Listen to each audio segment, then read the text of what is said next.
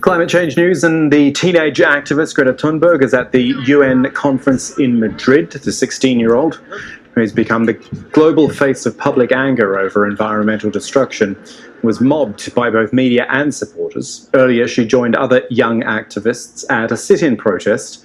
And there are further demonstrations planned worldwide as young people demand urgent action from world leaders at the summit.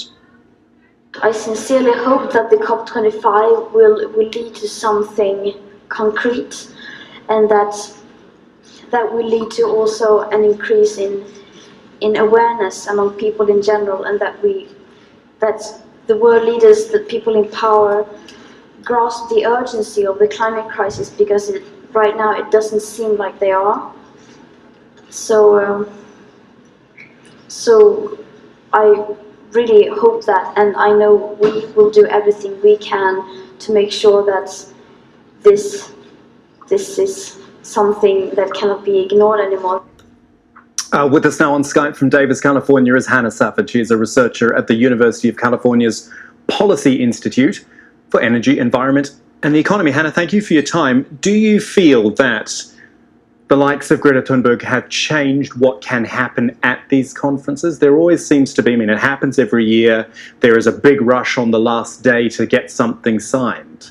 Has the protest movement in the intervening 12 months made a difference?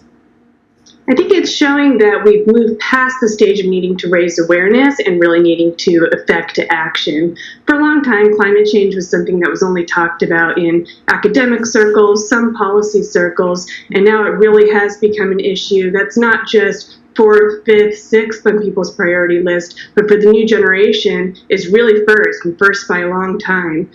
These climate conferences have been going on for several years, many years in some cases, before the next generation of activists were even born. And when they're seeing that not that much is getting done by talking, they're really demanding action.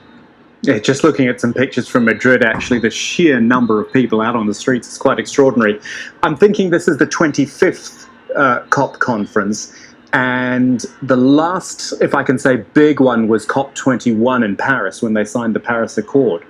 Is that to say that nothing's really been achieved in the intervening 4 conferences, or it's about sort of just maintaining what was done?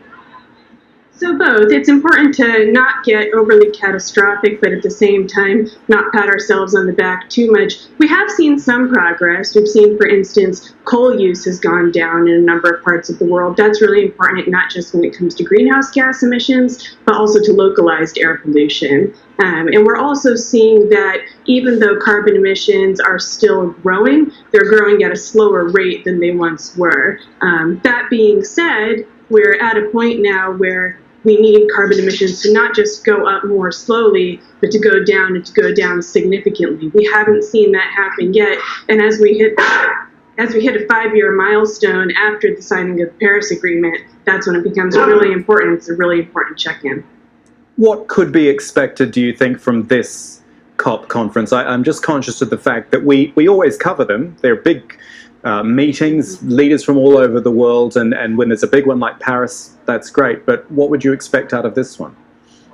So hopefully now what we see business start to get on board, especially as we started to transition away from coal into natural gas and to renewable technology. Business leaders are hopefully seeing that actually a positive economic case to be made for going towards more green technologies. And number 2, that we actually don't have a choice, that a lot of our business as usual scenarios are predicated on operations that we simply won't be able to do in the face of climate change. As sea levels rise, for instance, existing factories simply won't be able to exist. And so hopefully as business leaders start to get involved, that'll start to bring the conversation out of the policy sphere and start to affect the action that we really need.